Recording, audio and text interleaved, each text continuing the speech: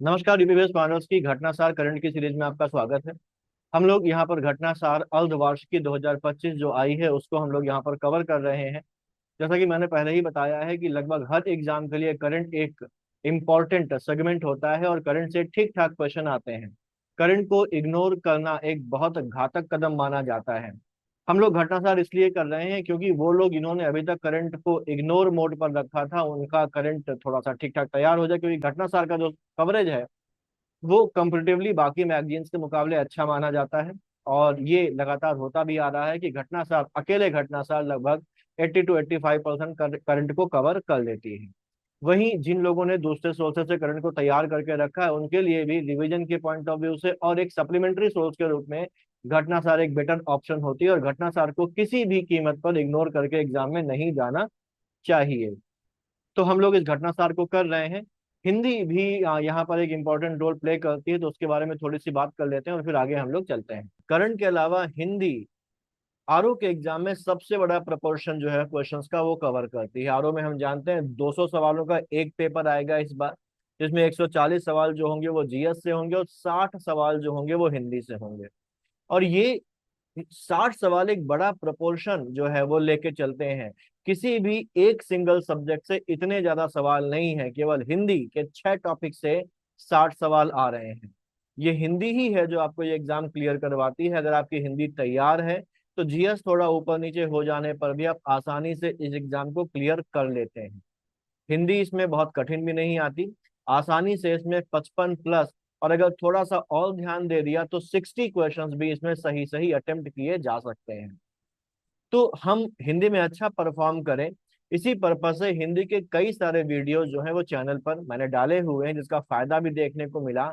जब पिछला जो कैंसल्ड एग्जाम था उसमें बहुत से साथियों ने 55, 58 और 59 क्वेश्चन तक सही सही अटेम्प्ट किए। तो ये वीडियोस तो हैं ही, इसके अलावा एक और इनिशिएटिव हो रहा है जिसमें आप चाहें तो जुड़ सकते हैं, जिसमें आपको यूट्यूब के फ्री वीडियोस के अलावा और सभी इंपॉर्टेंट पॉइंट्स के, इंपॉर्टेंट टॉपिक्स के एडिशनल वीडियोस, यूट्यूब वीडियोस की पीडीएफ और उनके अलावा एडिशनल एग्जाम ओरिएंटेड मटेरियल भी मिलेगा। हिंदी के लिए अगर देखें तो मार्केट में वैसे तो बहुत सारा मटेरियल मौजूद है, स्टैंडर्ड बुक्स हैं, नॉन स्टैंडर्ड बुक्स हैं और अलग अलग दूसरे पब्लिकेशंस की भी हिंदी की जो बुक्स हैं वो अवेलेबल है। लेकिन एक सबसे बड़ी कमी यहाँ पर देखने को मिलती है कि इन बुक्स में, स्टैंडर्ड बुक्स में भी कई जगहों पर गलतियां देकर रखी गई। कई सारी किताबों में तो बहुत सारी गलतियां हैं, कई सारी किताबों में कम है लेकिन गलतियां हैं। ठीक, यहाँ तक कि स्टैंडर्ड बुक्स में भी गलतियों की भरमार है। तो एक बात ये भी है इसके अलावा कि कई शब्द ऐसे भी हैं जिनका जो जवाब होना चाहिए वो कुछ और होना चाहिए, लेकिन आयोग उनके अपने खुद के जवाब तैयार करके रखता है। आयोग के अपने विलोम, आयोग के अपने तत्सम और पर्यायवाची हैं जिनको वो अक्सर फॉलो करता है, जो किताब में कुछ और दिए हैं लेकिन आयोग अपना जो जवाब है वो कुछ और मान के बैठता है। तो ऐसे में बड़ा कंफ्यूजन हो जाता है। जैसे ज्योत्सना एक शब्द है, इसकी अलग अलग बुक्स में अलग अलग वर्तनी देके रखी गई, लेकिन आयोग अपनी एक अलग वर्तनी मान के चलता है। तो ये सब भी जानना जरूरी है। तो ये जो मटेरियल आपको यहाँ पर मिल रहा है उसमें इन सब बातों का भी ध्यान रखा गया है। जो भी मटेरियल आपको दिया जाएगा वो पूरी तरीके से एररलेस है। किताबों में जो गलतियां हैं उन गलतियों को भी इसमें सुधार लिया गया है। सभी स्टैंडर्ड बुक्स और जितनी भी बुक्स हैं उन सब का एसेंस इन शीट्स में जो आपको मिलेंगे उसमें शामिल है। साथ ही साथ, अच्छा, उसमें उनकी गलतियों को भी सुधार कर शामिल कर लिया गया है। आयोग, इसके अलावा आयोग अगर किसी चीज का कोई स्पेसिफिक आंसर ही मानता है तो उसको भी वहां पर मेंशन कर दिया गया है, जिससे कि आप उससे भी अवेयर रहें। इसके अलावा यहाँ पर इस इनिशिएटिव में डाउट्स का भी रेजोल्यूशन होगा। अगर आपको कहीं पर कोई डाउट होता है तो आप उसको पूछ सकते हैं। टेस्ट भी इसमें शामिल है, लगभग 18 टेस्ट यहाँ पर इंक्लूड किए गए हैं। ये टेस्ट जो है ये नॉर्मल टेस्ट नहीं है, बल्कि इन टेस्ट में उन पॉइंट्स को शामिल किया गया है जो एग्जाम में आपको सबसे ज्यादा कंफ्यूज करते हैं, जहां पर आयोग आपको सबसे ज्यादा घुमा देता है, या वो टॉपिक्स, वो पॉइंट्स, वो शब्द जिनको लोग सबसे ज्यादा गलत करते हैं। इन टेस्ट को अटेम्प्ट करके आप उन गलतियों को, उन कंफ्यूजन्स को आप पहले ही जान जाएंगे, उनसे पहले ही अवेयर हो जाएंगे, जो आप एग्जाम में कर सकते हैं। 18 टेस्ट में, हर टेस्ट में 60 जो क्वेश्चन है उनके हिसाब से टोटल लगभग ऐसे 1100 पॉइंट्स को कवर किया गया है जो कंफ्यूज करते हैं, जो एग्जाम में आपकी परफॉर्मेंस को प्रभावित कर सकते हैं। ठीक, तो ये टेस्ट बहुत इंपॉर्टेंट है। इन टेस्ट में अगर आप 50 के आसपास का भी स्कोर कर रहे हैं तो ये मान के चलिए कि रियल एग्जाम में आप 55 प्लस के स्कोर के बराबर पहुंचेंगे। फीस भी इसकी बहुत ज्यादा नॉमिनल है, हर कोई इसको ज्वाइन कर सकता है। इतनी फीस नहीं है कि आपको सोचना पड़े, और इतनी फीस में अगर एग्जाम में आप अच्छा परफॉर्म कर सकते हैं तो ये ना के बराबर है। ठीक। तो अगर आप इस इनिशिएटिव से जुड़ना चाहते हैं तो नीचे दिए गए नंबर पर एक मैसेज करके इसकी डिटेल ले सकते हैं। ध्यान रखिए, हिंदी ही आपको एग्जाम पास कराएगी, तो हिंदी में मजबूती लानी जरूरी है। एक बात और, यहाँ पर कोई ऐप नहीं है, सब कुछ व्हाट्सएप पर चलेगा। आपको सारा मटेरियल, वीडियोस और टेस्ट के लिंक्स जो भी होंगे वो सब व्हाट्सएप पर ही मिल जाएंगे। टेस्ट का आपको सॉल्व पीडीएफ भी मिल जाएगा, जिससे आप उसकी बाद में प्रैक्टिस कर सकते हैं। टेस्ट ऑनलाइन होंगे, विद नेगेटिव मार्किंग मार्किंग होंगे, और फुल लेंथ टेस्ट होंगे। सेगमेंटल टेस्ट भी हैं, और जो एक असॉर्टेड टेस्ट होता है वो भी। ठीक है, तो ये तो बात हो गई हिंदी के लिए इनिशिएटिव की। तो अब हम लोग यहाँ पर आगे करंट की बात कर लेते हैं, और तो घटनासार शुरू कर लेते हैं। और घटनासार सीरीज का ये जो है हमारा 7वां वीडियो है। हम लोग समसामयिकी वाले पोर्शन पे हैं, और पेज नंबर 110 तक हम लोग पिछले वीडियो में कवर कर चुके थे। हालांकि जो आर्थिकी वाला पोर्शन है हम लोगों ने भी उसको छोड़ा हुआ है। आर्थिकी वाले पोर्शन में जो बजट वगैरह है उसको मैं ऑलरेडी करवा चुका हूं, तो आप लोग चाहें तो बजट को वहां से कवर कर सकते हैं। बहुत ही डिटेल्ड और बहुत ही पॉइंट्स को सारे को कवर करके हम लोगों ने वहां पर किया है। हालांकि अभी हम लोग आर्थिकी वाला पोर्शन कवर करेंगे घटना साल से भी। फिलहाल समसामयिकी को हम लोग आज इस वाले सेगमेंट को खत्म करेंगे, और यहाँ पर जो पहला जो आया पॉइंट है हमारे पास, वो समिति और आयोग से शुरू हुआ है। और यहाँ पर दिनेश खारा समिति का गठन किया गया है। जो दिनेश खारा समिति है, नाम ध्यान रखना है।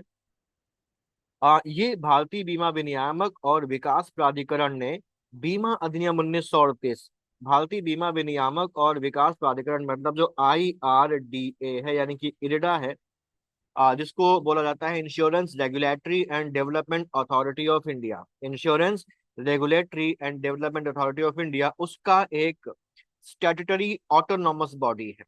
ठीक है, क्लियर। तो इरडा बेसिकली क्या है, एक स्टैट्यूटरी ऑटोनॉमस बॉडी है, यानी कि एक स्वायत्त वैधानिक निकाय है। ये वैधानिक निकाय क्यों है, या एक स्टैट्यूटरी बॉडी क्यों है, क्योंकि इसको एक अधिनियम के तहत बनाया गया था। और कौन सा अधिनियम है, अधिनियम का नाम है IRDA एक्ट 1999 के तहत जो इरडा है, यानी कि इंश्योरेंस रेगुलेटरी जो अथॉरिटी है, उसका जो गठन है वो किया गया था।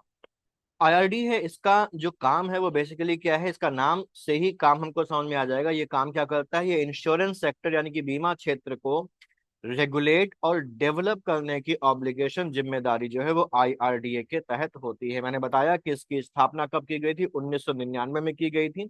किस अधिनियम के तहत की गई थी, IRDA एक्ट 1999 के तहत इसको गठित किया गया था। और इसी IRDAI ने, यानी कि insurance regulatory and development authority of India ने बीमा अधिनियम यानी कि बीमा एक्ट, इंश्योरेंस एक्ट 1938 की समीक्षा के लिए, उसकी स्क्रूटनी के लिए फरवरी 2025 में दिनेश खारा की चेयरमैनशिप में एक 7 मेंबर कमेटी को का गठन किया है। ये जो दिनेश खारा जी हैं, ये भारतीय स्टेट बैंक के पूर्व अध्यक्ष हैं, पूर्व चेयरमैन है, फॉर्मर चेयरमैन है Indian state bank of India के।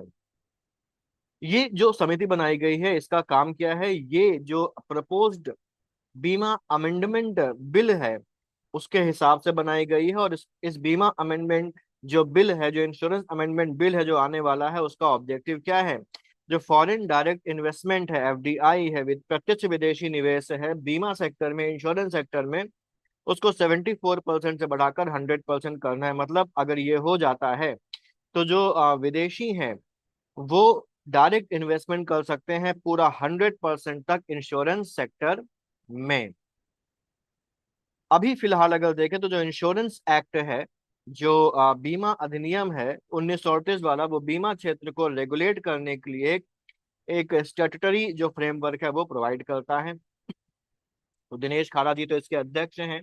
इनके अलावा इसमें जो बाकी सदस्य हैं, क्योंकि 7 मेंबर कमेटी है ये, तो उसमें ICICI प्रुडेंशियल लाइफ इंश्योरेंस के पूर्व CEO, former CEO N Kannan है। सौरभ सिन्हा है जो RBI यानी कि रिजर्व बैंक ऑफ इंडिया के फॉर्मर एग्जीक्यूटिव डायरेक्टर हैं। यूनाइटेड इंडिया इंश्योरेंस के former chairman Girish Radhakrishnan. Micro finance institute network के सीईओ आलोक मिश्रा हैं।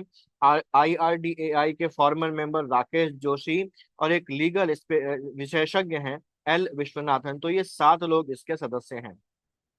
इरडा के बारे में हम लोग बात ही कर चुके हैं कि ये क्या है। इसके बाद आगे आ जाते हैं और बात करते हैं एक और समिति की, जो है M.K. जैन। M.K. जैन जो है वो रिजर्व बैंक ऑफ इंडिया के फॉर्मर डेप्यूटी गवर्नर हैं और उनकी अध्यक्षता में 5 मेंबर वाली ये कमेटी जो है वो बनाई गई है। और ये बनाई क्यों गई है? यूनिवर्सल बैंक्स और स्मॉल फाइनेंस बैंक के लिए जो आवेदन है उनका इवैल्यूएशन करने के लिए, उनका मूल्यांकन करने के लिए एक परमानेंट एक्सटर्नल एडवाइजरी कमेटी, स्थायी बाहरी सलाहकार समिति का गठन किया गया है। ये जो SEAC है, बेसिकली मतलब क्या है? ये है स्टैंडिंग एक्सटर्नल एडवाइजरी कमेटी। और ये एक्सटर्नल एडवाइजरी कमेटी जो स्टैंडिंग नेचर की, यानी कि स्थायी यानी कि परमानेंट नेचर की है, वो जो यूनिवर्सल बैंक्स हैं और स्मॉल फाइनेंस बैंक्स है उनके लिए जो एप्लीकेशंस आएंगी उनका इवेल्युएशन करने का काम इसका होगा। और गठन किसके द्वारा किया गया है? RBI के द्वारा किया गया है। यूनिवर्सल बैंक बेसिकली क्या होती है? तो यूनिवर्सल बैंक हमारे पास वो बैंक्स होती हैं जो सभी प्रकार की बैंकिंग सर्विसेज जो है वो प्रोवाइड करती हैं। बचत खाता यानी कि saving bank accounts, recurring bank accounts, ठीक, करंट अकाउंट्स जैसे डिपॉजिट्स अकाउंट ये अपने आप खुलवा सकती हैं, लोन्स वगैरह दे सकती हैं, क्रेडिट दे सकती हैं, इंश्योरेंस सर्विसेज दे सकती हैं, म्यूचुअल फंड्स, डीमैट जैसी जो इन्वेस्टमेंट सर्विसेज है वो देती हैं, फॉरेन एक्सचेंज से रिलेटेड जो लेन देन है वो ये कर सकती हैं। इसके अलावा कारपोरेट और रिटेल बैंकिंग भी ये करती हैं। मतलब ये वो बैंक्स होती हैं जो इंडिविजुअल को लेकर जो कारपोरेट्स हैं उन सभी को बैंकिंग सर्विसेज जो है, बैंकिंग सॉल्यूशन जो है वो प्रोवाइड करती हैं। और इन बैंक्स में हमारी वही नॉर्मल बैंक्स आती हैं जो हमारी चल रही है। स्टेट बैंक ऑफ इंडिया हो गया, ICICI बैंक हो गया, HDFC बैंक हो गया, Punjab national bank, bank of Baroda. ये सारी जो जनरल नेचर की बैंक्स हैं ये सभी कैसी बैंक्स कहलाती हैं? यूनिवर्सल बैंक्स कहलाती हैं। वहीं स्मॉल फाइनेंस बैंक्स की अगर बात करें तो स्मॉल फाइनेंस बैंक वो बैंक्स होते हैं जो कम इनकम वाले ग्रुप्स, छोटे व्यवसायियों, लेबर्स, किसान और जो अनऑर्गेनाइज सेक्टर्स है, इन एरियाज के लोगों को बैंकिंग सर्विसेज प्रोवाइड करने के लिए बनाई जाती हैं। उनको स्मॉल फाइनेंस बैंक्स बोला जाता है। इनका ऑब्जेक्टिव होता है कि फिनेंशियल इंक्लूजन को बढ़ाया जाए, वित्तीय समावेशन को बढ़ाया जाए। ठीक, ये जो बैंक्स होती हैं इनको RBI की स्मॉल फाइनेंस बैंक के लिए जो गाइडलाइंस हैं जो 2014 में आई थी उनके तहत इनको एस्टैब्लिश किया जाता है। और बैंकिंग रेगुलेशन एक्ट 1949 के अंदर ही इनको जो लाइसेंस है वो दिया जाता है। तो ऐसी बैंक्स के लिए अगर कोई एप्लीकेशन आता है तो उसके इवैल्यूएशन के लिए एक परमानेंट यानी कि स्टैंडिंग कमेटी जो है वो बनाई गई है। 5 मेंबर्स हैं इस कमेटी में और इसकी अध्यक्षता कौन कर रहे हैं? डेप्यूटी गवर्नर, जो फॉर्मर डेप्यूटी गवर्नर है रिजर्व बैंक ऑफ इंडिया के, M.K. जैन, वो इसकी चेयरमैनशिप करेंगे। इसके अलावा इसमें जो बाकी मेंबर्स हैं वो कौन होंगे? RBI के farmer deputy governor M.K. Jain के अलावा रेवती अय्यर जो डायरेक्टर हैं के सेंट्रल बोर्ड की RBI की, पार्वती वी सुंदरम जो कि फॉर्मर एग्जीक्यूटिव डायरेक्टर हैं RBI के, हेमंत जी कॉन्ट्रैक्टर जो स्टेट बैंक ऑफ इंडिया के फॉर्मर मैनेजिंग डायरेक्टर, ठीक, और pension fund regulatory and development authority यानी कि PFRDA, हिंदी में बोले तो पेंशन फंड नियामक और विकास प्राधिकरण के पूर्व अध्यक्ष हैं। तो ये 5 लोग हैं जिनमें चेयरमैन कौन है? M.K. जैन है, वो करेंगे। इसके अलावा NS कन्नन भी हैं जो ICICI प्रूडेंशियल लाइफ इंश्योरेंस के फॉर्मर मैनेजिंग डायरेक्टर और CEO थे। इस स्टैंडिंग कमेटी का जो टेन्योर है वो 3 सालों का है। और RBI का जो रेगुलेटरी डिपार्टमेंट है, विनियमन विभाग है, उसके द्वारा इसको सेक्रेटरीट लेवल की जो सहायता है वो प्रदान करी जाएगी। ठीक, बस इतना इसमें हमको ध्यान रखना है। फिर अगला हमारे पास आ जाते हैं सम्मेलन, प्रदर्शनी, मेले और महोत्सव। इसमें पहला है हमारा प्रकृति 2025। प्रकृति, तो ये देखिए जो ये सम्मेलन, मेले, महोत्सव वगैरह, इनमें आपको खासतौर से ध्यान रखने वाली बात होती है कि इनका आयोजन कहाँ पर किया गया है, इनका पर्पस क्या था। अगर इनका कोई थीम है तो वो थीम हमको ध्यान रखना। और अगर इनमें कोई खास कोई डिक्लेरेशन करी गई है, किसी खास पर्पस के लिए ऑर्गेनाइज किए गए हैं, तो वो भी हमको यहाँ पर ध्यान रखना है। तो ये जो प्रकृति 2025 है इसका जो आयोजन किया गया है वो नई दिल्ली में किया गया है। और ये क्यों आयोजित किया गया है, पर्पस क्या है? कार्बन बाजार पर आयोजित इस पहले सम्मेलन का उद्घाटन मनोहर लाल खट्टर ने किया है, केंद्रीय मंत्री। तो ये इंपॉर्टेंट बात क्या है कि ये किस पर है? ये कार्बन बाजार यानी कि कार्बन मार्केट पर आयोजित किया जाने वाला ये पहला सम्मेलन है प्रकृति 2025। अब कार्बन बाजार बेसिकली क्या होता है, हम लोगों ने बड़ा नाम सुना होगा एनवायरनमेंट में कि कार्बन मार्केट है, कार्बन क्रेडिट है। तो carbon market, carbon credit basically क्या होता है, कार्बन मार्केट या कार्बन बाजार एक ऐसा बाजार है जहां पर कार्बन इमिशंस यानी कि कार्बन उत्सर्जन की अनुमति, उसकी परमिशन या उसके क्रेडिट का बाय और सेल किया जाता है। इसको समझने के पहले हमको कार्बन क्रेडिट पता होना चाहिए। कार्बन क्रेडिट का मतलब होता है कि वो कंपनियां जो एनवायरनमेंट के अनुकूल टेक्नोलॉजीज को अपनाकर अपने कार्बन एमिशन को कम कर देती हैं, उनको कार्बन क्रेडिट दिया जाता है।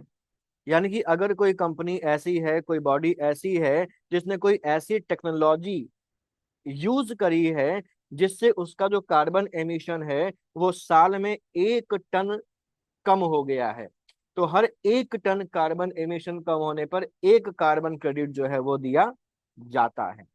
ठीक। अब मान लीजिए किसी कंपनी ने कोई ऐसी टेक्नोलॉजी अपना ली जिसमें उसने आप 5 टन कार्बन एमिशन को क्या कर दिया है, अपना कम कर दिया, तो उसको 5 कार्बन क्रेडिट दे दिए जाएंगे। अब उस कंपनी के पास जब ये 5 कार्बन क्रेडिट हो गए तो वो इन 5 कार्बन क्रेडिट का मतलब क्या है कि वो 5 टन कार्बन एमिशन को अपने हिसाब से कभी भी कर सकती है क्योंकि उसने कम किया है। ठीक है।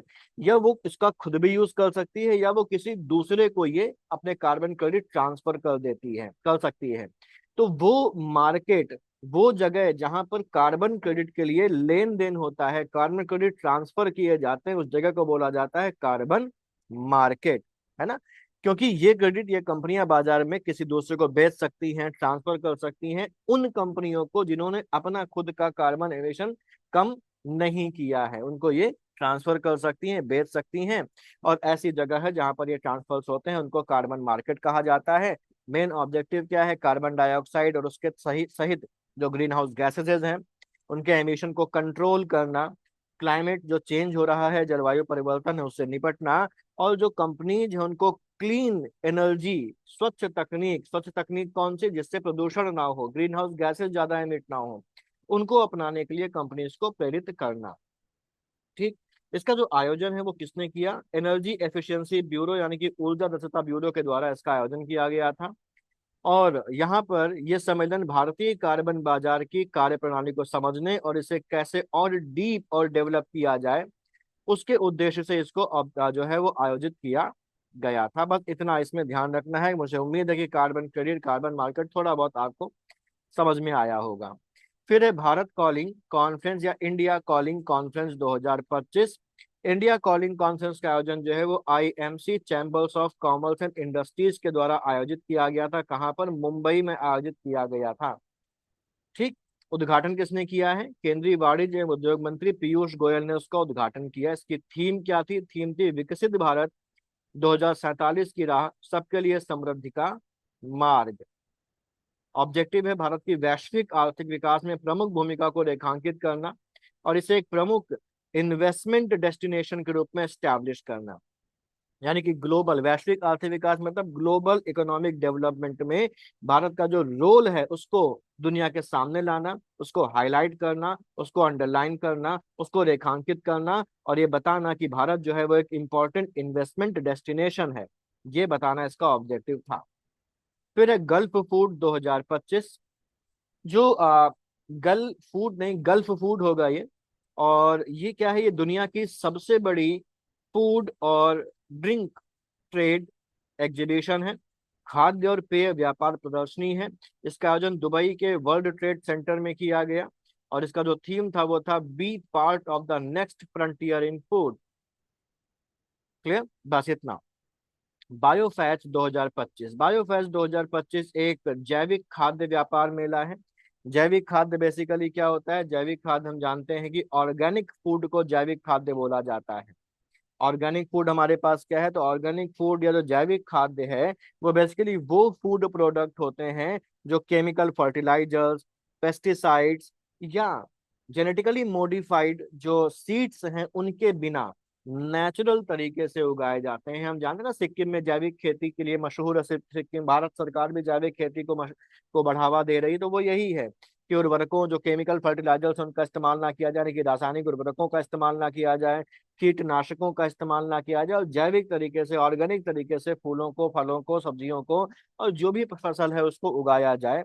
तो ये है हमारा, इस तरीके से जो प्रोडक्ट आते हैं उनको जैविक खाद्य बोला जाता है, जैविक फूड बोला जाता है। और ये स्वास्थ्य के लिए भी बेहतर होते हैं, एनवायरमेंट फ्रेंडली भी होते हैं, और इससे जो मिट्टी है, जो सॉइल है, उसकी फर्टिलिटी को भी नुकसान नहीं होता है और जमीन की गुणवत्ता जो है वो बनी रहती है। क्योंकि जब हम जमीन में केमिकल फर्टिलाइजर्स का इस्तेमाल करते हैं तो तुरंत तो हमको राहत पहुंचाते हैं, फसल में बढ़ावा करेंगे, लेकिन समय के साथ धीमे धीमे वो जमीन को खराब करते रहते हैं। पेस्टिसाइड्स का इस्तेमाल करते हैं तो वो भी जमीन को खराब करता है, और साथ ही साथ फसलों के अंदर पहुंच के वो हम लोगों को भी क्या करता है, नुकसान पहुंचाता है। तो ये जो है दुनिया का एक लीडिंग ऑर्गेनिक फूड ट्रेड जो फेस्टिवल है, जो मेला है, बायोफेस्ट 2025 का आयोजन किया गया जर्मनी के न्यूरेमबर्ग में। ठीक, इसमें प्रसंस्कृत खाद्य उत्पाद निर्यात विकास प्राधिकरण एपीडा इंडिया और म्यूरेनबर्ग मैसेजेंट्रस के बीच एक आशय पत्र पर हस्ताक्षर भी किया गया, जिसमें भारत को बायोफेस्ट 2026 में पार्टनर कंट्री बनाया गया है। तो म्यूरेनबर्ग मैसेजेंट्रस तो जर्मनी की है, लेकिन ये जो एपीडा है, प्रसंस्कृत खाद्य उत्पाद निर्यात विकास प्राधिकरण, ये तो भारत का है। तो इसके बारे में ध्यान रख देते हैं, इस पर कई बार सवाल पूछा गया है। जो एपीडा है, हिंदी में नाम तो हम लोगों ने यहाँ पर देख लिया। एपीडा का जो इंग्लिश में फुल फॉर्म है वो है एग्रीकल्चरल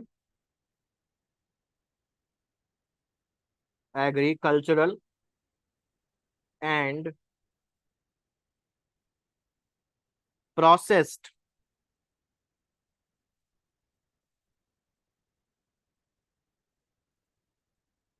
फूड प्रोडक्ट्स एक्सपोर्ट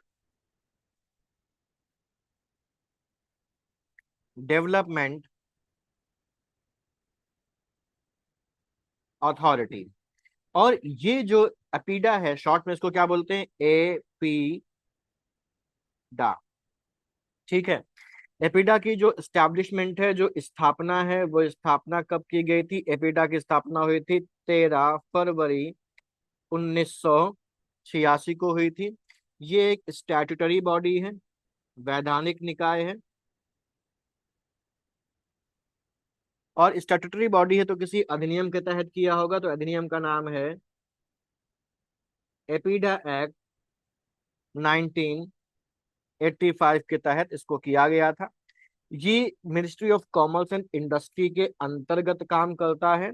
साथ इसका जो ऑब्जेक्टिव है वो है हमारे पास एग्रीकल्चरल और प्रोसेस्ड जो फूड प्रोडक्ट्स हैं, यानी कि कृषि और प्रसंस्कृत जो उत्पाद हैं, उनके एक्सपोर्ट यानी कि निर्यात को बढ़ावा देना और उनका डेवलपमेंट करना, इसका जो है वो ऑब्जेक्टिव है, जिसके तहत इसका गठन जो है वो किया गया था।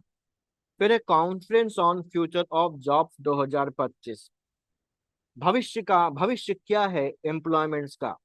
ठीक, इसके बारे में, यानी कि भविष्य के एम्प्लॉयमेंट्स, यानी कि भविष्य के रोजगार या आज के जो रोजगार, उनका भविष्य क्या है, इन सभी बातों का डिस्कशन यहाँ पर किया गया।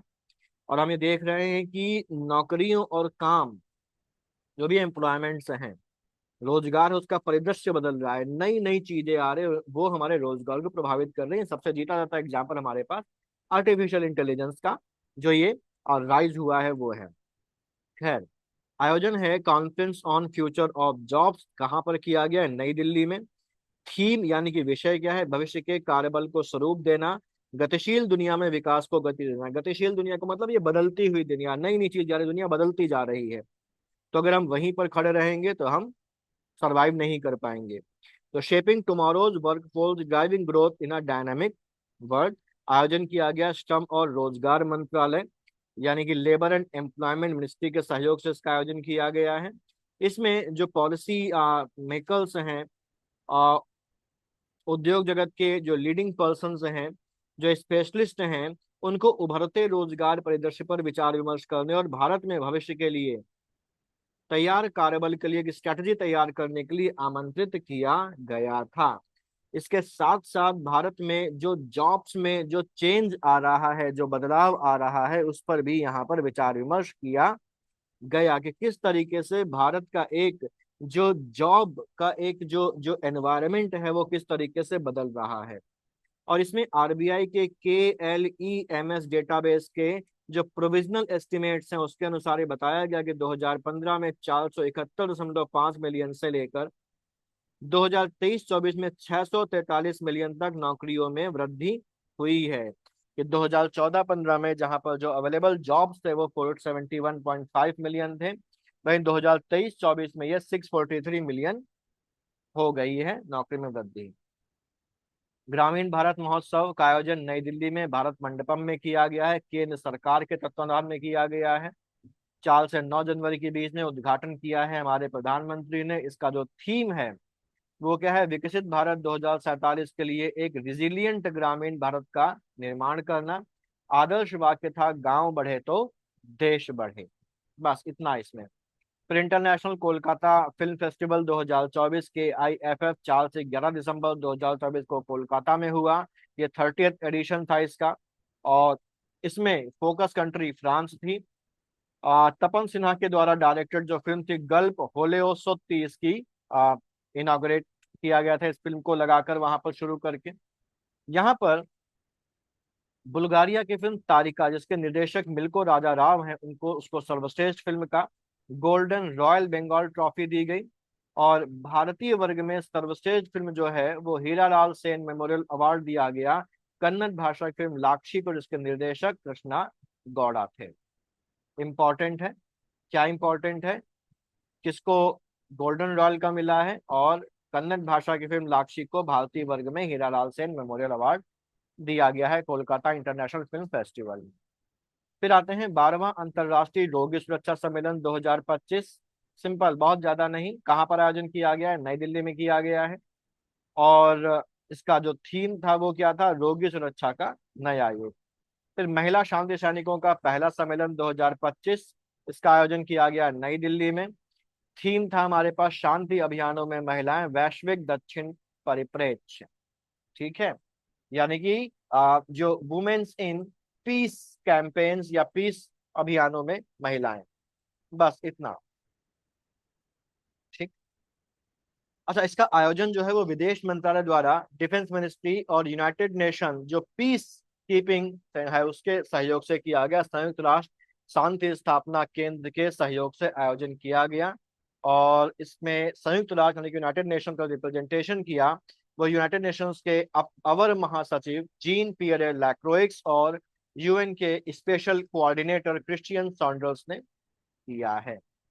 8वां हिंद महासागर सम्मेलन, इस पर सवाल कई बार आया है तो इसको ध्यान रखना है, हमारे लिए जरूरी है ध्यान रखना। यहाँ पर अगर हम लोग बात करें तो इसका आयोजन हुआ है मस्कट ओमान में, और ये 8वां इंडियन ओशन कॉन्फ्रेंस था। भारत के विदेश मंत्री S जयशंकर ने इसमें प्रतिनिधित्व किया था। हम लोग इसको शुरुआत में देख चुके हैं जब हम लोगों ने परिदृश्य देखा था अंतरराष्ट्रीय, शायद वहां पर या राष्ट्रीय में पढ़ा हुआ है हम लोगों ने इसको। और इसका जो थीम था वो था समुद्री साझेदारी के नए क्षितिज की यात्रा। फिर है जलवायु लचीला भविष्य निर्माण सम्मेलन। आयोजन कहाँ पर किया गया? बस इतना, बहुत ज्यादा नहीं। नई दिल्ली में किया गया है, और इसका आयोजन किया है केंद्रीय पर्यावरण वन एवं जलवायु परिवर्तन मंत्रालय, भारत सरकार और हार्वर्ड विश्वविद्यालय अमेरिका के 2 संस्थानों के सहयोग से किया गया है। बस। साइंस एंड टेक्नोलॉजी में आ जाते हैं, और साइंस एंड टेक्नोलॉजी में जो पहला पॉइंट है वो ये है कि जो हमारे साइंटिस्ट हैं उन्होंने जो मेडिटेरेनियन सी है, भूमध्य सागर, उसमें सबसे ज्यादा एनर्जी वाले न्यूट्रिनो की खोज की है। ठीक। यहाँ पर अगर देखें तो मेडिटेरेनियन सी में KM3 नेट यानी कि क्यूबिक किलोमीटर न्यूट्रिनो टेलीस्कोप जो ऑब्जर्वेटरी है, वेधशाला है, उसका इस्तेमाल करके हायर या हाईएस्ट एनर्जी वाले न्यूट्रिनो की खोज की है।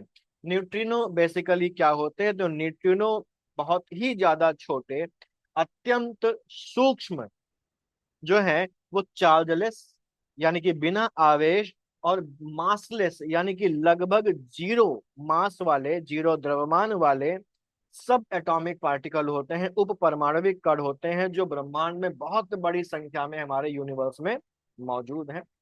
जो न्यूट्रिनो हैं ये फंडामेंटल पार्टिकल्स हैं। न्यूट्रिनो क्या है? फंडामेंटल पार्टिकल्स हैं। और ये फंडामेंटल पार्टिकल जो हैं वो फंडामेंटल पार्टिकल्स की एक क्लास है, लेप्टॉन क्लास। उस लेप्टॉन क्लास में ये आते हैं। न्यूट्रिनो बेसिकली तीन प्रकार के होते हैं, तीन टाइप्स के न्यूट्रिनो होते हैं। एक होता है इलेक्ट्रॉन न्यूट्रिनो,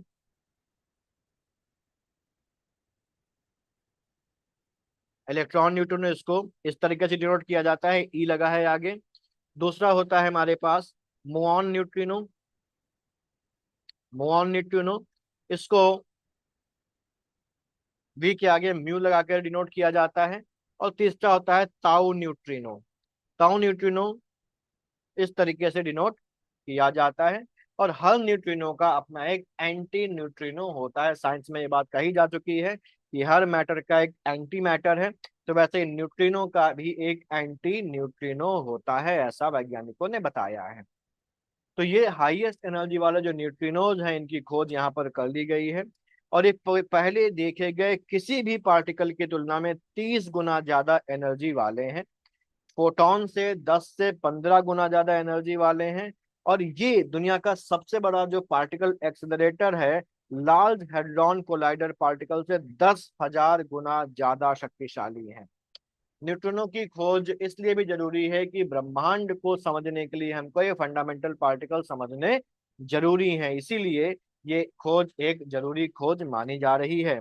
जो क्यूबिक किलोमीटर न्यूट्रिनो टेलीस्कोप यानी कि KM3NET है, ये सिसिली सिसिली मेडिटेरेनियन सी में इटली के तट के पास एक आइलैंड है, सिसिली आइलैंड, जिस पर इटली का अधिकार है। और इससे लगभग 80 किलोमीटर दूर मेडिटेरेनियन सी में 3.5 किलोमीटर की गहराई में 21 देशों के 300 वैज्ञानिकों और इंजीनियर्स की सहयोग से एक निर्माणाधीन यूरोपियन रिसर्च फैसिलिटी है ये, जिसने ये खोज की है और ये न्यूट्रिनोज का अध्ययन जो है वो करती है। ठीक है। भारत में भी अगर देखें तो न्यूट्रिनो जो ऑब्जर्वेटरी प्रोजेक्ट है वो है तमिलनाडु के थेनी जिले के पोट्टीपुरम गांव में 1200 मीटर गहरी गुफा में स्थापित करने का प्रस्ताव यहाँ पर रखा गया है। तो ये हमारे लिए इम्पोर्टेंट है कि भारत में अपनी न्यूट्रिनो ऑब्जर्वेटरी कहाँ पर स्टैब्लिश की जानी है, वह है तमिलनाडु के थेनी जिले के पोट्टीपुरम गांव में 1200 मीटर की गहरी गुफा में स्थापित की जाने की बात है। न्यूट्रिनो को घोस्ट पार्टिकल भी कहा जाता है, ये नाम भी ध्यान रखना है। घोस्ट पार्टिकल भी कहा जाता है, और जैसा हम लोगों ने देखा कि वैद्युत रूप से तटस्थ यानी कि न्यूट्रल है, यानी कि इसमें कोई चार्ज नहीं है, लगभग मासलेस है, कोई मास नहीं है, लगभग जीरो मास है, सब एटॉमिक पार्टिकल होते हैं। इसे हम लोग अभी बात कर चुके हैं। ठीक है। और क्योंकि ये इनमें कोई मास नहीं है, तो इन पर ग्रेविटी का उतना असर नहीं पड़ता। ये जो है वो चार्ज लेते हैं, इनमें कोई आवेश नहीं है, तो इलेक्ट्रोमैग्नेटिक जो फोर्स है उसका भी इन पर असर नहीं पड़ता। तो ये बिना किसी ग्रह की ग्रेविटी, बिना किसी ग्रह या बिना किसी बॉडी का जो मैग्नेटिक फील्ड है उससे प्रभावित होने हुए बिना, उससे डेविएट हुए बिना ये लंबी दूरी की यात्रा कर सकते हैं, लंबी दूरी तक जाते हैं। इसलिए ये ब्रह्मांडीय संदेशवाहक हैं, बन जाते हैं। ठीक। फिर है हमारा अगला, और अगला जो पॉइंट है हमारा वो है कि एलन मस्क की एआई कंपनी ने एक नया एआई चैट बॉक्स गोर्क 3, बेसिकली गोर्क नहीं, गोर्क 3 जो है वो लॉन्च यहाँ पर किया है। और ये बड़ा चर्चा में भी रहा है अपने जवाबों की वजह से। ठीक। और इसका जो सही स्पेलिंग है वो गोर्क नहीं है, वो है GROK, ग्रोक है ये, जो यहाँ पर जारी किया गया है। और ये एआई चैटबॉट है, ये ध्यान रखना है। 18 फरवरी 2025 को ग्रोक 3 को लॉन्च किया गया है। बस इतना ही, और इसमें ज्यादा हमारे मतलब का है नहीं। फिर आता है पहली बार आईवीएफ तकनीक से कंगारू भ्रूण का विकास किया गया। आईवीएफ का मतलब होता है in vitro fertilisation. In vitro fertilisation में जो फर्टिलाइजेशन होता है वो यूट्रस के बाहर होता है, और बाद में फर्टिलाइजेशन के बाद जो जाइगोट होता है उसको फिर यूट्रस में प्लेस कर दिया जाता है। और यहाँ पर वैज्ञानिकों ने एक ऐतिहासिक सफलता प्राप्त करते हुए पहली बार इन विट्रो फर्टिलाइजेशन टेक्निक का इस्तेमाल करके कंगारू का जो भ्रूण है, कंगारू का जो एम्ब्रियो है वो तैयार किया है। और ये जो एक अचीवमेंट है, ये एक इंडेंजर्ड यानी कि संकटग्रस्त मार्सुपियल, मार्सुपियल कौन होते हैं? मार्सुपियल उन जीवों को बोलते हैं जो अपने पेट में एक थैली बनाकर रखते हैं और अपने बच्चों को उस थैली में उनके डेवलप होने तक उसमें रखते हैं, जिसका एग्जाम्पल हमारा कंगारू है। तो ये इस एंडेंजर्ड यानी कि संकटग्रस्त मार्सुपियल यानी कि थैलीदारी प्रजातियों के संरक्षण में एक रिवॉल्यूशन ला सकती है और विलुप्त के खतरे से बचाने में सहायक हो सकती है। ये जो स्टडी करी गई है, ये किसके द्वारा करी गई? ऑस्ट्रेलिया के क्वींसलैंड यूनिवर्सिटी के वैज्ञानिकों के द्वारा किया गया है। ठीक है। और यहाँ पर इसका इस्तेमाल जो है वो कोआला, तस्मानियन डेविल, नॉर्दर्न हेरी नॉस वॉम्बैट और लीड बीटल्स पॉसम जैसे जो एंडेंजर्ड प्राणी हैं उनके संरक्षण के लिए इस्तेमाल किया जाता रहा है। मनुष्यों में लंबे समय से इस्तेमाल हो रही है और बहुत सारे लोग, बहुत सारे जो कपल्स हैं जिनको संतान नहीं हो रही है या हो रही थी, वो इस आईवीएफ का इस्तेमाल करके अपना जो बच्चों को जन्म वो दे चुके हैं। ठीक। अंतरिक्ष प्रौद्योगिकी की बात हम लोग करते हैं और पहला हमारे पास है कि दिगंत तारा ने दुनिया का पहला कॉमर्शियल अंतरिक्ष निगरानी यानी कि स्पेस सर्वाइलेंस जो सैटेलाइट है उसको लॉन्च किया है। जो दिगंत तारा है ये एक स्टार्टअप कंपनी है इंडिया की, और ये कहाँ पर लोकेटेड है? ये बेंगलुरु में लोकेटेड है।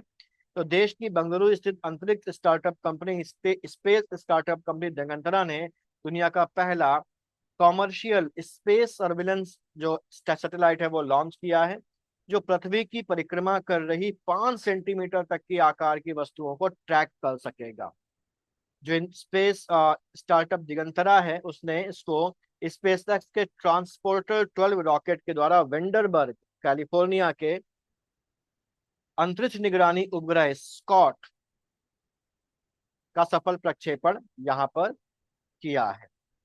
इसके प्रक्षेपण के बाद इसको सूर्य समकालिक कक्षा यानी कि सन सिंक्रोनस ऑर्बिट में स्थापित किया गया है।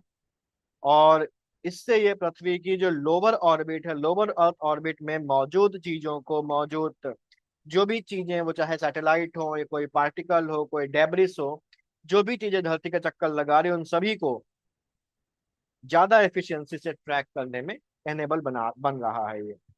दिगंतरा ने यह भी कहा है कि इसका सर्वलाइन सिस्टम इतना अच्छा है कि अब अंतरिक्ष में छिपने की जगहें जो है वो खत्म हो गई हैं। और जैसे जैसे जो स्पेस एक्सप्लोरेशन बढ़ती चली जा रही हैं, सैटेलाइट लॉन्चिंग बढ़ती चली जा रही है, वैसे वैसे हमारी धरती के चारों तरफ का जो स्पेस है वो कंजस्टेड होता चला जा रहा है। पुरानी सैटेलाइट्स का मलबा है, पुरानी चीजों का मलबा है। जहाज जब लॉन्च होते हैं तो वो अपने साथ ले जाने वाले जो बूस्टर्स हैं उनको अंतरिक्ष में डंप करते हैं, तो वो भी धरती के चारों तरफ घूमने लग रहे हैं। इससे कंजेशन होता चला जा रहा है। और अगर ये कंजेशन बढ़ता गया तो भविष्य में आगे लॉन्च होने के लिए, धरती के बाहर निकलने के लिए जगह ही नहीं बचेगी, क्योंकि ये कचरा चारों तरफ से धरती को घेरे रहेगा। और कोई भी रॉकेट सैटेलाइट लॉन्च किया जाएगा तो वो इससे टकरा के वहीं पर नष्ट हो सकता है। तो इसको रोकने के, इसको कम करने के प्रयास भी शुरू हो चुके हैं, दुनिया के अलग अलग देशों में शुरू हो चुके हैं। और ये जो सर्वालाइंस सैटेलाइट लॉन्च किया गया ये भी उसी में सहायता करेगा, क्योंकि ये बताएगा कि कहाँ पर कौन सा ऑब्जेक्ट है, कौन सा डेब्रिस है, कौन सी चीज है जो धरती के चक्कर काट रही है और वो कहाँ पर मौजूद है। ठीक है। बंगलुरु स्थित एक अंतरिक्ष स्टार्टअप पिक्सल के 3 फायरफ्लाई सैटेलाइट भी स्पेस एक्स के ट्रांसपोर्टर रॉकेट से जो है वो लॉन्च किए गए हैं, जो 30 मीटर से 6 गुना अधिक एफिशिएंट हैं। बस इतना इसमें ध्यान रखना है। फिर है चंद्रयान 3, हमारा जो है वो भेजा गया था और उसने डेटा जो भेजा है चंद्रमा की सतह का, उसको इस्तेमाल करते हुए जो वैज्ञानिक है उन्होंने चंद्रमा के जो साउदर्न पोल है उस साउदर्न पोल का एक डिटेल जियो साइंटिफिक जो मैप है वो मैप बनाकर यहाँ पर जारी किया है। तो भारतीय वैज्ञानिकों ने चंद्रयान 3 मिशन के डेटा का उपयोग करके चंद्रमा के साउदर्न पोल यानी कि दक्षिणी ध्रुव का पहला एक डिटेल्ड जो है वो जियो सैटेलाइट तो नहीं बोल सकते हैं, चंद्रमा का है तो ल्यूनर साइंटिफिक बोल सकते हैं बेसिकली, फरवरी 2025 में जारी करके एक हिस्टोरिकल अचीवमेंट प्राप्त करी है। ये जो मानचित्र है, ये जो मैप है, ये चंद्रमा का जो सतह है, चंद्रमा का जो सरफेस है, उसमें जो लैंड फॉर्म्स हैं, स्थलाकृतियां हैं, जो गड्ढे हैं, उनके निर्माण और उनका जो इतिहास है उसके बारे में महत्वपूर्ण जानकारी जो है वो प्रदान करता है। इस रिसर्च में भौतिक अनुसंधान प्रयोगशाला अहमदाबाद, पंजाब यूनिवर्सिटी चंडीगढ़ और इसरो की इलेक्ट्रो ऑप्टिक सिस्टम जो लेबोरेटरी है उसने सहयोग किया, और इससे चंद्रमा के विकास को समझने में हमें बड़ी सफलता मिलने वाली है। फिर यहाँ पर ये बताया जा रहा है कि ये माना जा रहा है वैज्ञानिकों के द्वारा कि इस क्षेत्र की अनुमानित आयु लगभग 3.7 अरब वर्ष है, जो उस काल से मेल खाती है जब पृथ्वी पर प्रारंभिक सूक्ष्म जीवन विकसित हो रहा था। इसके अलावा वैज्ञानिकों ने शोम बर्गर क्रेटर से निकलने वाले मलबे के संरेखण का अध्ययन किया कि वो जो मलबा निकल रहा है वो किस तरफ जा रहा है। ये सब यहाँ पर इतना ध्यान रखना है, और इसके अलावा बस इसमें इतना ही हमको ध्यान रखना है और कुछ नहीं ध्यान रखना है। फिर CE-20 क्रायोजेनिक इंजन का सफल परीक्षण किया गया है। CE-20 क्रायोजेनिक इंजन का सफल परीक्षण यहाँ पर किया गया है। तो पहले हम लोग ये बात कर लेते हैं कि क्रायोजेनिक इंजन है क्या और इसकी इंपॉर्टेंस क्यों है।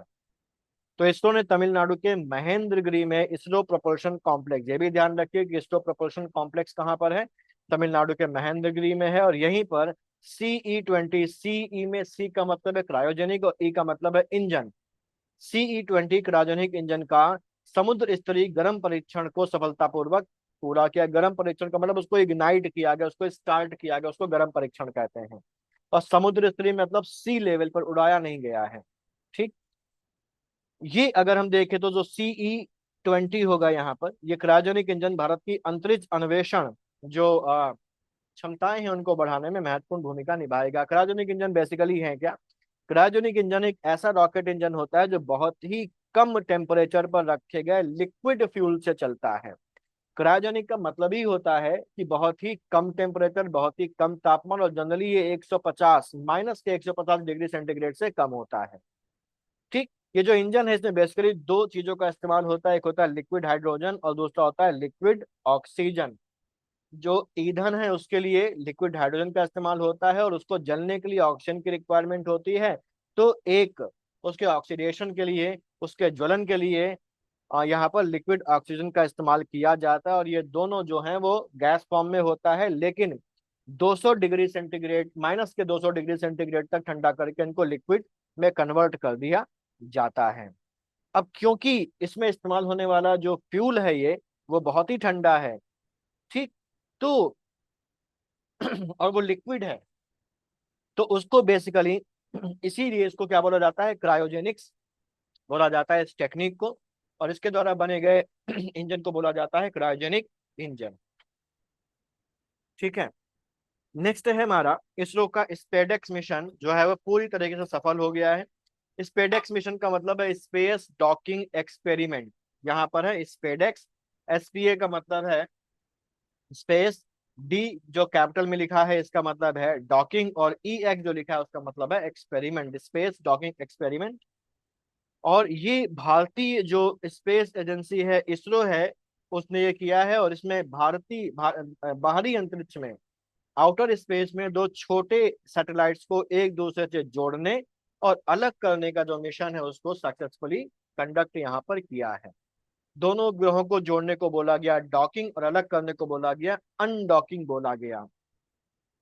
और इसमें स्पेडेक्स मिशन के तहत दो चेजर और टारगेट को एक साथ जोड़ना यानी कि डॉकिंग का सफल प्रयोग किया गया। और इनको डॉक सफलतापूर्वक करने के बाद भारत दुनिया का चौथा ऐसा देश बन गया है जो अंतरिक्ष में दो बॉडीज को एक साथ जोड़ सकता है यानी कि डॉक कर सकता है।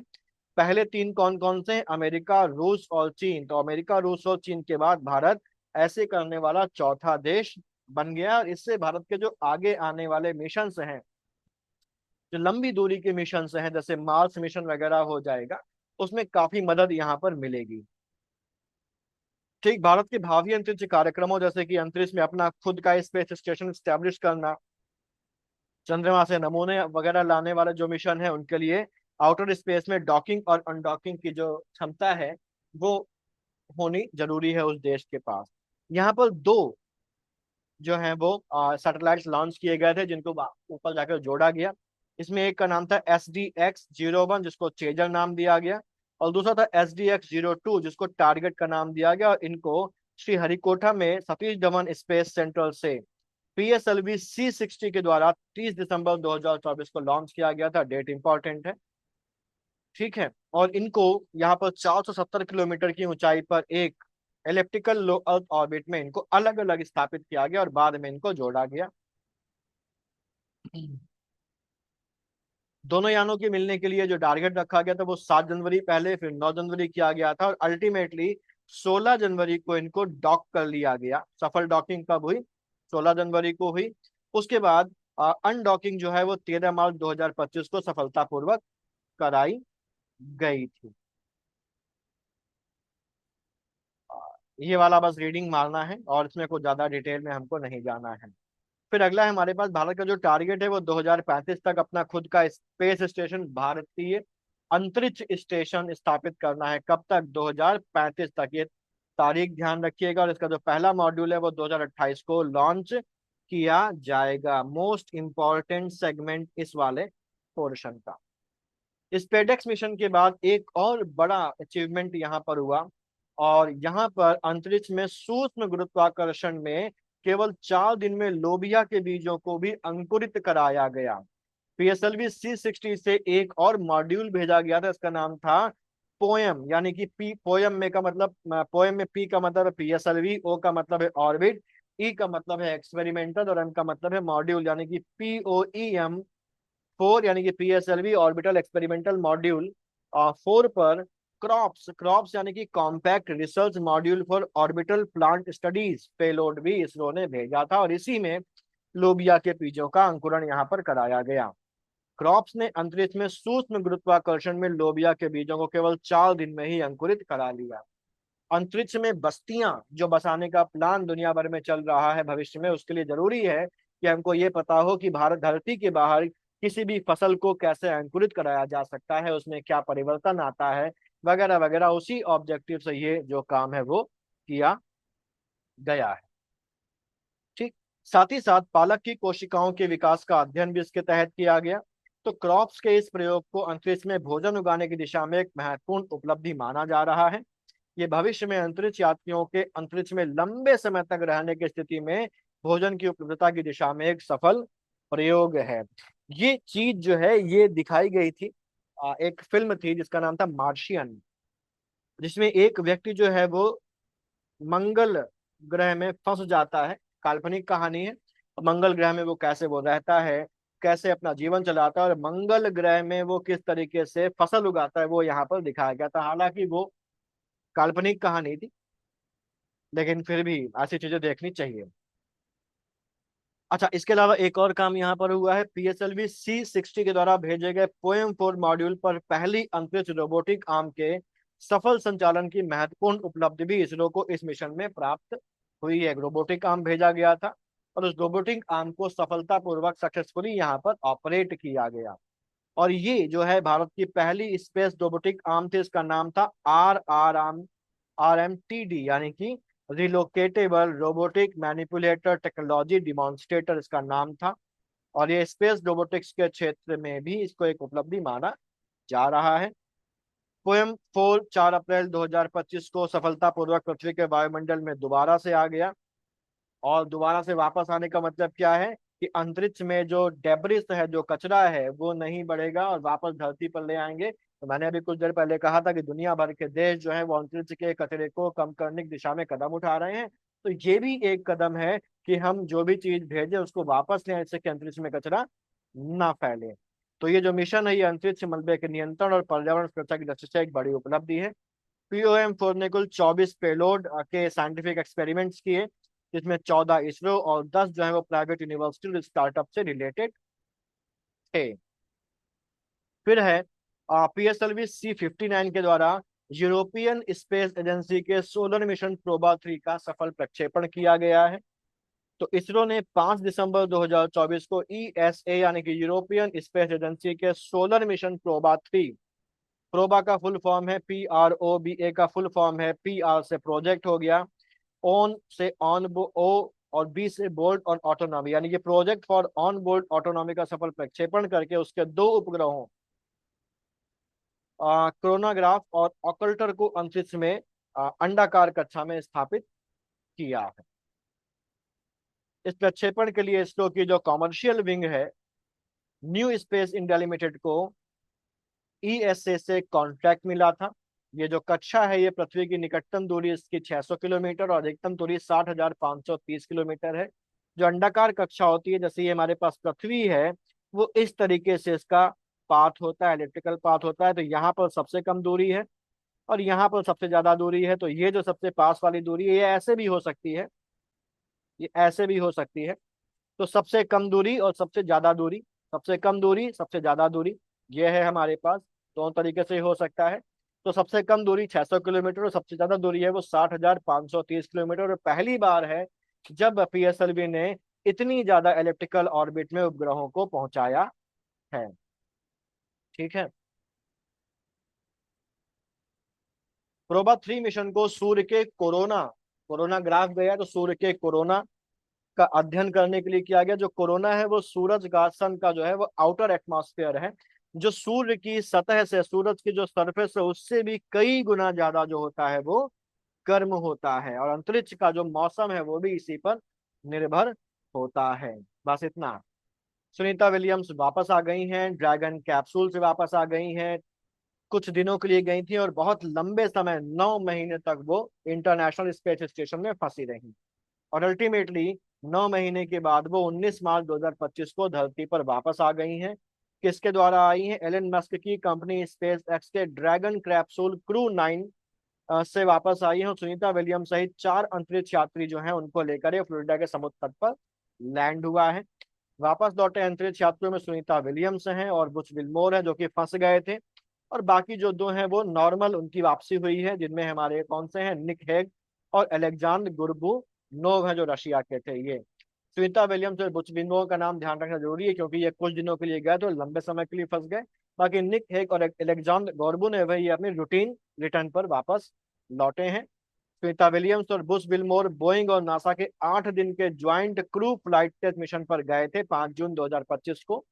लेकिन जहाज के जो वापसी इनका शिप था उसके थ्रस्टर में कुछ तकनीकी खराबी आ गई, जिससे 8 दिन का मिशन 9 महीने के लिए खिंच गया लंबा। फिर है हमारा, इसरो ने स्पेस एक्सपेरिमेंट्स के लिए इंडिजिनस 32 बिट का माइक्रो प्रोसेसर जो है वो डेवलप किया है। और इन दो एडवांस्ड 32 बिट के माइक्रो प्रोसेसर्स का जो नाम है वो विक्रम 3201 और कल्पना 3201 है। इनका डेवलपमेंट किया गया है।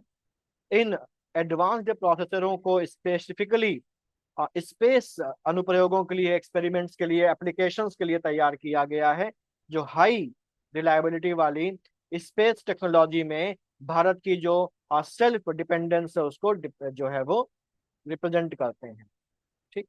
विक्रम 3201 पूरी तरीके से भारत में बनने वाला 32 बिट का माइक्रो प्रोसेसर, इसका इस्तेमाल लॉन्चिंग व्हीकल्स में किया जाएगा।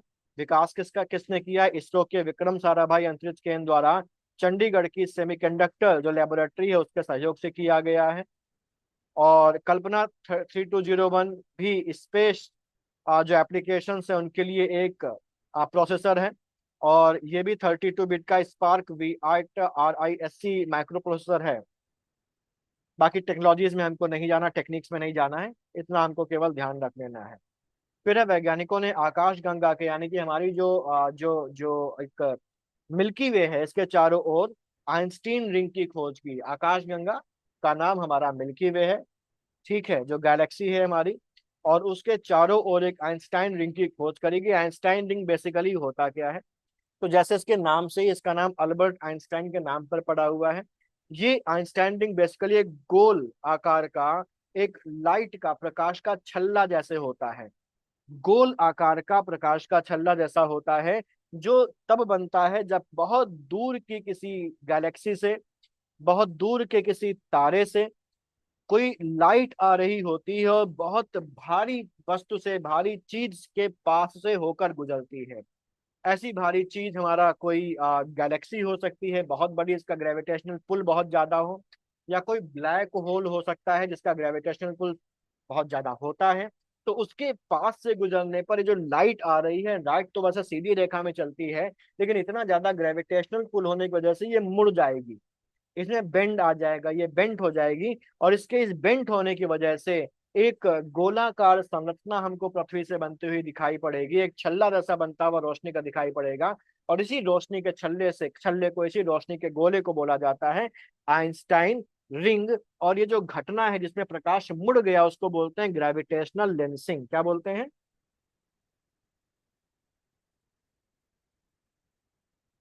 ग्रेविटेशनल लेंसिंग बोलते हैं। और ये जो कंसेप्ट है ये बेसिकली आइंस्टाइन का जो थ्योरी ऑफ रिलेटिविटी है, जनरल थ्योरी ऑफ रिलेटिविटी है, या हिंदी में बोले तो सापेक्षता का जो सामान्य सिद्धांत है उस पर, उससे ये निकला हुआ है। और आइंस्टाइन ने इसमें बताया था कि द्रव्यमान जो है, जो मास है, वो प्रकाश के रास्ते को मोड़ सकता है, और जब पूरी तरीके से गोलाई में मुड़ जाता है तो छल्ला ये बनता है लाइट का, और इसको आइंस्टाइन रिंग कहा जाता है। तो फिलहाल हम लोग इसको देखें, हाल ही में जो यूरोपियन स्पेस एजेंसी है उसने यूक्लिड जो स्पेस टेलीस्कोप है उससे पृथ्वी से लगभग 590 मिलियन लाइट ईयर क्या होता है? लाइट ईयर वो दूरी है जिसको प्रकाश एक साल में पूरी करता है, उसको लाइट ईयर बोलते हैं। तो ऐसे 590 मिलियन प्रकाश वर्ष की दूरी पर मौजूद एक आकाशगंगा जिसका नाम है NGC 6505 के चारों ओर एक आइंस्टाइन आइंस्टाइन रिंग, यानी कि प्रकाश की अंगूठी या छल्ले की खोज की है। आइंस्टाइनिंग क्या होती है वो हम लोगों ने अभी देख लिया है, तो उसको आप रीड कर लीजिएगा, बाकी समझ तो गए होंगे आप।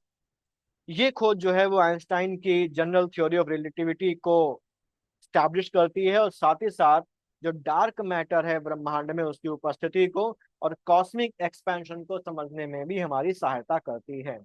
पहली जो आइंस्टाइन रिंग है उसकी खोज 1987 में हुई थी, और ये 1% से कम आकाश गंगाओं में पाई जाती है। यूक्लिड जो स्पेस टेलीस्कोप है वो क्या है?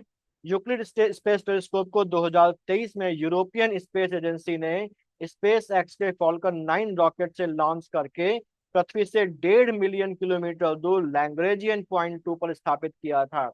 मैंने लैग्रेंजियन जो पॉइंट है उसके बारे में बात करी है, जो डेली करंट के वीडियो आते थे उसमें मैंने बताया है लैग्रेंजियन पॉइंट। मुझे आप कमेंट में बताइए अगर आपको पता है कि लैग्रेंजियन पॉइंट क्या होते हैं। ठीक। फिर है नासा के चंद्र मिशन लूनर टेल ब्लेजर की चांद के दक्षिणी ध्रुव पर सफल लैंडिंग हो गई है। और ये अमेरिका की अंतरिक्ष एजेंसी नासा के केनेडी स्पेस सेंटर से लॉन्च किया गया था इसको। और इसका ऑब्जेक्टिव क्या है? इसका ऑब्जेक्टिव है चंद्रमा की सतह पर पानी की खोज। पानी की खोज के लिए इसको लॉन्च किया गया था। फाल्कन 9 रॉकेट की मदद से 26 फरवरी 2025 को लूनर टेल ब्लेजर को भेजा गया था। और यहाँ पर एथेना नाम का एक मून लैंडर भी है, ध्यान रखना है। और इसको 6 मार्च 2025 को चंद्रमा के दक्षिणी हिस्से में स्थित मोन्स मूटन प्लेट्यू पर, मोन्स मूटन पठार पर उतरना था, लेकिन वो वहां पर उतर ना पाकर उससे लगभग 20 फीट दूर पर लैंड हुआ। इतना लैंडर को इंट्यूटिव मशीन्स ने बनाया है। ठीक। अब ट्रांसलेटर बेसिकली चंद्रमा के ध्रुवों के पास उन जगहों पर जहां पर छाया रहती है वहां पर ये अपना फोकस करेगा, क्योंकि वहीं पर पानी के होने के चांसेस है। जहां पर धूप आ रही है वहां पर पानी के होने के चांसेस नहीं है। इस मिशन को नोकिया की 4G की मदद से मोबाइल नेटवर्क और चंद्रमा पर रिसोर्सेज के प्रयोग का परीक्षण भी करना है। इसके साथ ओडिन और चिमेरा GEO-1 नामक दूसरे जो शिप्स हैं उनको भी लॉन्च किया गया था। अगला है जो सतीश धवन अंतरिक्ष केंद्र है, उसमें तीसरे लॉन्च पैड की स्थापना की जा रही है। अभी तक वहां पर 2 लॉन्च पैड से हैं, और बहुत ज्यादा हैवी जो व्हीकल्स हैं उनको लॉन्च करने की कैपेसिटी उनमें नहीं है, तो इसके लिए एक नया लॉन्चिंग पैड यहाँ पर बनाया जाएगा, और इसकी स्वीकृति दे दी गई है।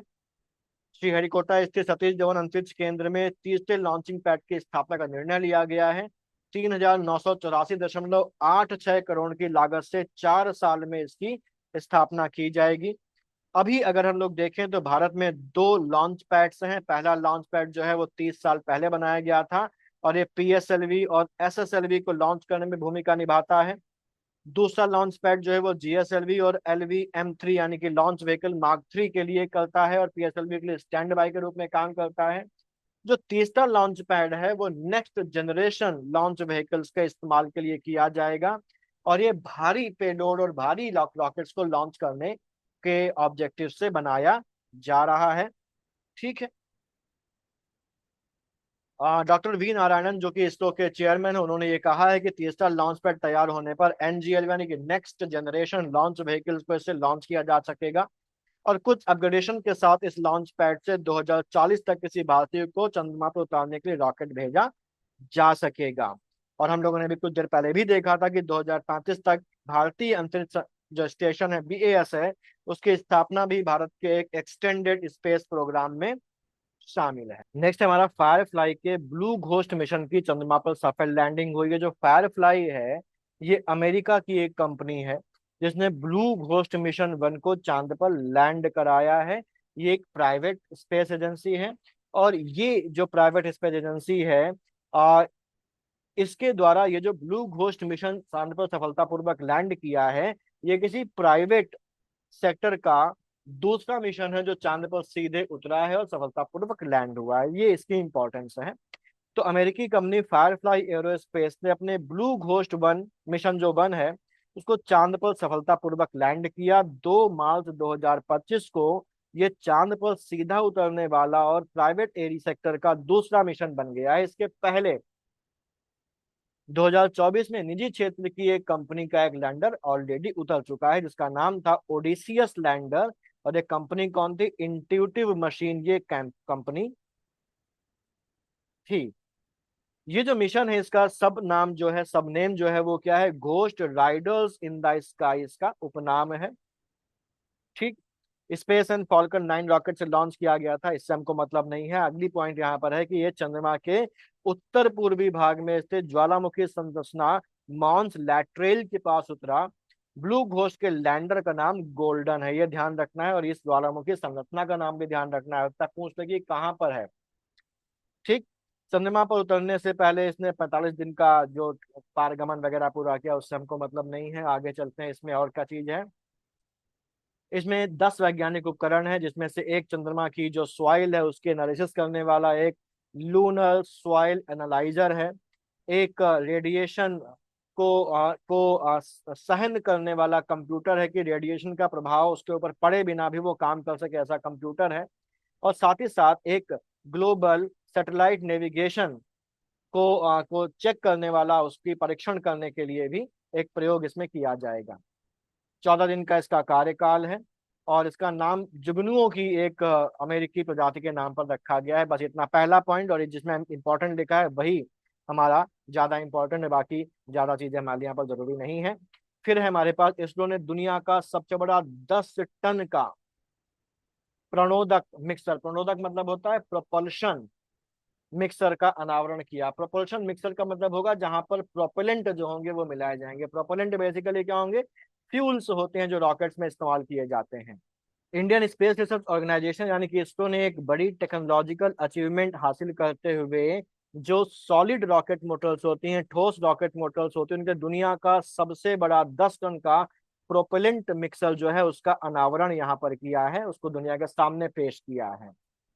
ठीक। ये दुनिया का सबसे बड़ा सॉलिड प्रोपेलेंट मिक्सचर है और इसको बेसिकली इसरो के सतीश धवन अंतरिक्ष केंद्र ने बेंगलुरु में केंद्रीय विनिर्माण प्रौद्योगिकी संस्थान के सहयोग से डिजाइन किया गया है। वजन 150 टन है, लंबाई चौड़ाई डायमेंशन से हमको मतलब नहीं है।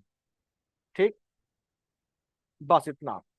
स्पेस एक्स का फ्रैम 2 मिशन, और स्पेस एक्स ने, एलन मस्क की है स्पेस एक्स, एक ऐतिहासिक उपलब्धि हासिल करते हुए फ्रैम 2 मिशन को सफलतापूर्वक लॉन्च किया है। यहाँ पर बस ध्यान रखने वाली बात यह है कि पृथ्वी की ध्रुवीय कक्षा में जाने वाला पहला मानव अंतरिक्ष मिशन है, ह्यूमन स्पेस मिशन है जो पृथ्वी की ध्रुवीय कक्षा में गया है, पहला है। फाल्कन 9 रॉकेट से इसको लॉन्च किया था 31 मार्च 2025 को, और ये 3 से 5 दिन की अंतरिक्ष यात्रा करी थी इसने। ठीक। ये 16वां मानवयुक्त मिशन है जिसमें दोबारा से इस्तेमाल किया जा सकने वाला यानी कि reusable dragon crew dragon space ship का जो है वो इस्तेमाल हुआ है। इसमें कौन कौन लोग गए हैं?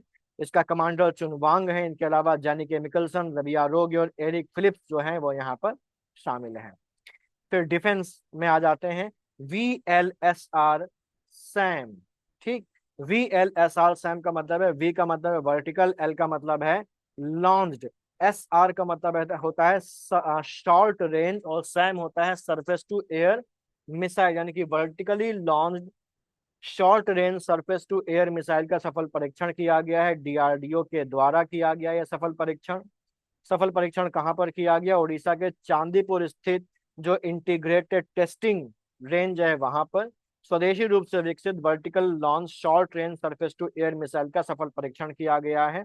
ये मिसाइल दुश्मन की रडार की पकड़ में नहीं आती है और दुश्मन के किसी भी हवाई खतरे को नष्ट कर सकती है। वर्टिकली लॉन्च करी जाती है, इसलिए इसमें वर्टिकल लॉन्च लगा हुआ है नाम के साथ। ठीक है।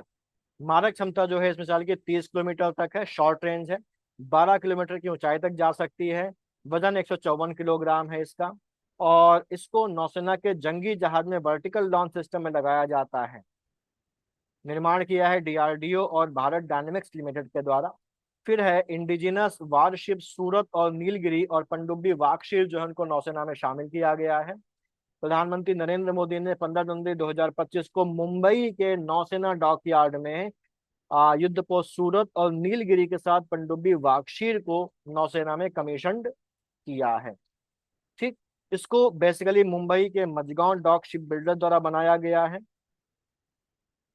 जो आईएनएस नीलगिरी है वो एक फ्रिगेट है। फ्रिगेट जो होता है वो मीडियम साइज का एक शिप होता है, जो कई सारे कामों में इस्तेमाल किया जा सकता है। गश्त में इस्तेमाल किया जा सकता है। वहीं विध्वंसक डिस्ट्रॉयर जो है वो एक फुल फ्लेज्ड वारशिप होता है, जो बड़ा होता है और जिसका इस्तेमाल युद्ध वगैरह में भी किया जा सकता है। वही आईएनएस वार्कशीर जो है वो एक P-75 स्कॉर्पियन कैटेगरी की छठी और अंतिम पनडुब्बी है। ठीक है। आईएनएस नीलगिरी जो है वो प्रोजेक्ट 17A के तहत बनाए जा रहे स्टील्ड फ्रिगेट क्लास में से पहला है। INS Surat project 15B stealth destroyer class का चौथा और अंतिम जहाज है। इसके अलावा बाकी तीन कौन थे? आईएनएस विशाखापट्टनम, आईएनएस मोर्मुगावो और आईएनएस इम्फॉल, वो सेना में शामिल किए जा चुके हैं।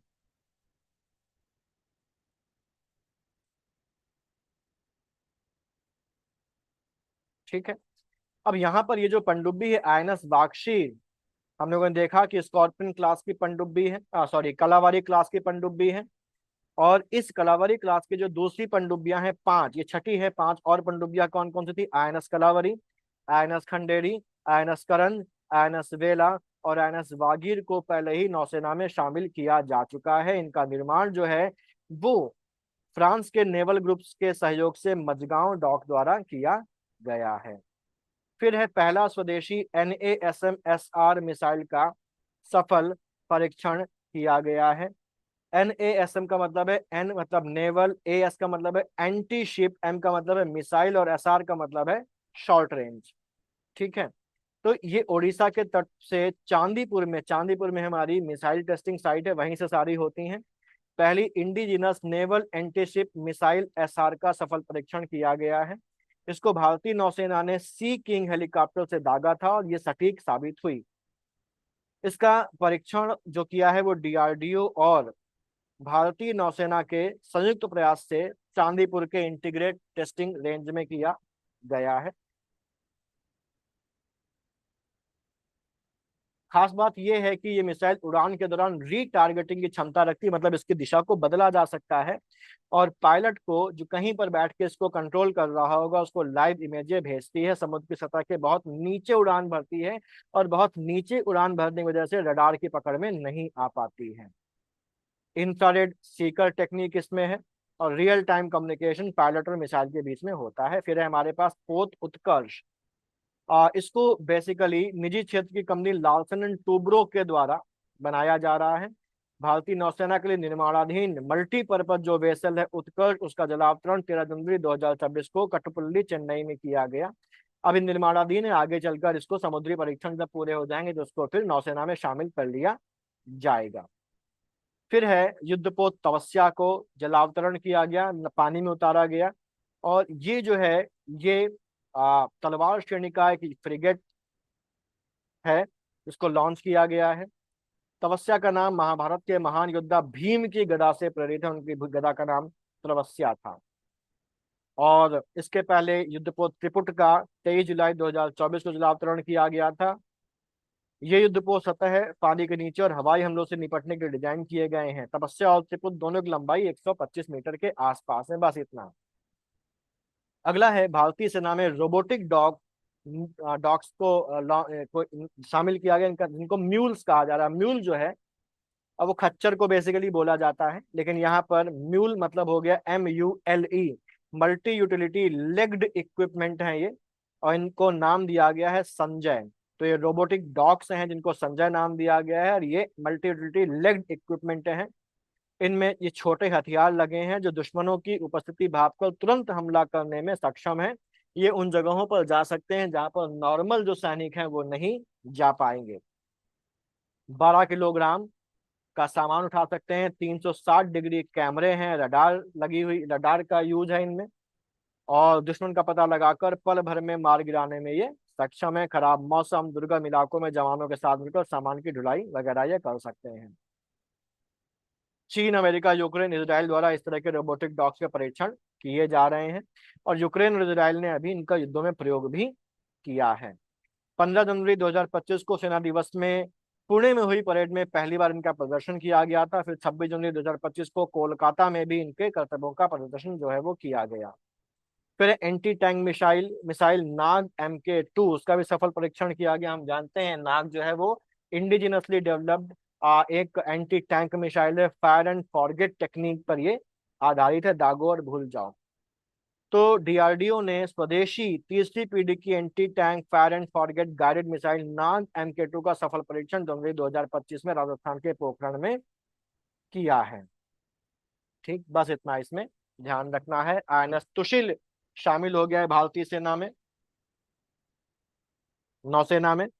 रूस निर्मित गाइडेड मिसाइल युद्धपोत INS तुशिल को औपचारिक रूप से रूस के तटीय शहर कालिनग्राड में शामिल किया गया। ये हम लोग पहले शुरुआत में पढ़ चुके हैं, ठीक है। और हम लोगों ने ये देखा था कि अंतिम है जिसको रूस से लिया जा रहा है, और उसके बाद जो भारत है वो अपना खुद के बनाएगा।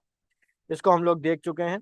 इसकी आप थोड़ी सी चीजें बस देख लेते हैं कि INS तुशिल जो क्रिवाक 3 क्लास का 7वां युद्धपोत है, जिनमें से बाल्टिस्की शिपयार्ड में इनका निर्माण किया गया था, और तीसरे 3 तेग श्रेणी के यंत्र शिपयार्ड में ही बनाए गए थे। इसमें बस इतना, ये छोड़ दीजिए कहाँ बनाया गया था, बस ये ध्यान रखिए INS तुशिल जो है वो क्रिवाक 3 कैटेगरी का क्लास का 7वां युद्धपोत है, बस।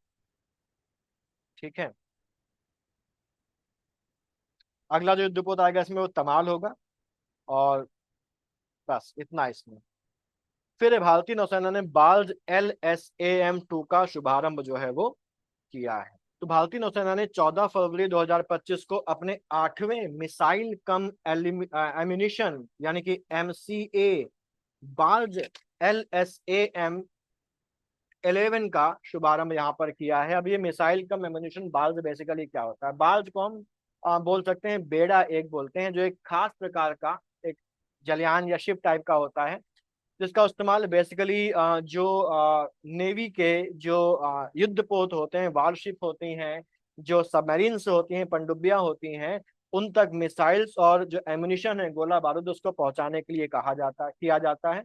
आसान शब्दों में अगर बात की जाए तो जो है एक बाल्ज जो है वो एक तैरता हुआ गोदाम है, एक फ्लोटिंग एम्यूनिशन वेयर हाउस है, जो समुद्र में जो कमीशन समुद्र में तैनात जो युद्धपोत हैं, जो सबमरीन्स हैं, उनको हथियारों की सप्लाई करने के लिए इस्तेमाल किया जाता है।